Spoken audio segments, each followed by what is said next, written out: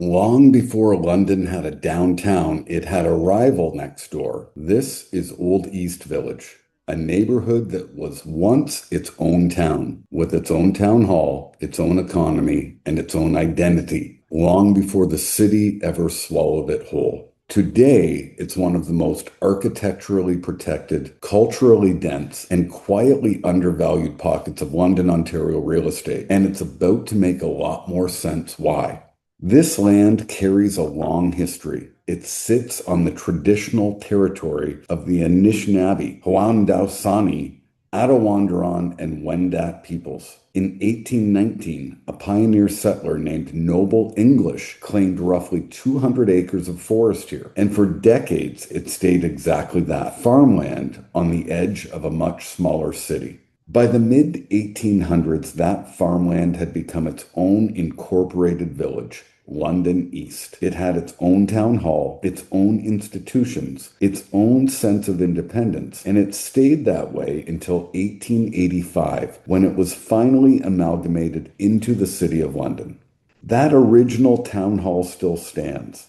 Today, it's known as Aeolian Hall, a 300-seat concert venue at Dundas and Rectory.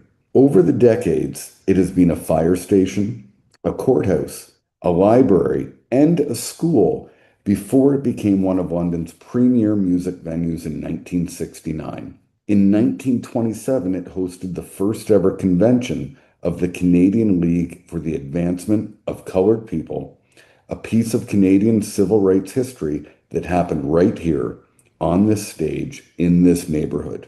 In 1887, the Western Fair, already old news by then, dating back to 1868, moved to its permanent home here on land once known as Salter's Grove. It's remained a cornerstone of the community ever since. And in 2006, the city made it official. Old East was designated an Ontario Heritage Conservation District, one of the largest in the province, protecting more than 800 properties across 8 streets, most built between 1860 and 1930. Families in Old East Village have strong options close to home. St. Mary Choir Catholic School sits right in the neighborhood. Families also send kids to East Carling Public School and Blessed Sacrament Catholic School, with Central Secondary, Catholic Central, and H.B. Beale Secondary School, known for its arts programming, serving the area at the high school level. This is a neighborhood built for people who actually want to leave the house. Boyle Park brings a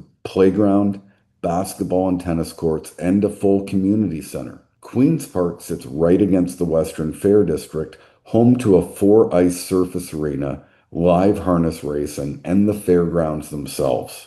On Saturdays, the Western Fair Farmers and Artisans Market draws crowds to more than 100 vendors under one roof. Just down the road, the old Kellogg cereal factory at 100 Kellogg Lane has been reborn as one of the largest entertainment complexes in the country. Trampoline park, zip lines, escape rooms, arcade, all in one building. And for the culture, it's hard to beat this stretch of Dundas Street, Aeolian Hall for live music, the Palace Theatre, Clayworks Ceramic Arts Learning Center, and public art around nearly every corner, including the ceramic mosaic murals that have become a neighborhood signature. The homes here tell the same story as the neighborhood.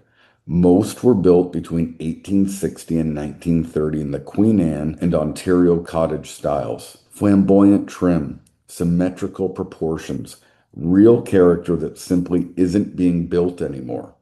Front porches aren't an afterthought here, they're the social fabric of the street. The mix of protected heritage architecture and walkable urban density makes Old East Village a natural fit for buyers who want a character home without the price tag of Old North or Old South. First-time buyers looking to get into a detached home, and investors who understand the long-term value of buying into a protected heritage district. For anyone weighing whether Old East Village is the right fit, Ryan Hodge and Sandra Tavares, London, Ontario real estate brokers, are the two people in this city who know this neighborhood block by block, and they're just a call or click away. Old East Village has consistently been one of London's strongest performing neighborhoods for buyer demand, driven by its heritage protections, its walkability, and a level of architectural character that simply can't be replicated in newer subdivisions. It's a neighborhood that has held its identity for more than a century, and that kind of staying power tends to hold its value too. Over nearly 20 years in business, Ryan Hodge and Sandra Tavares have helped countless buyers discover exactly this, that a genuine character home in Old East Village can be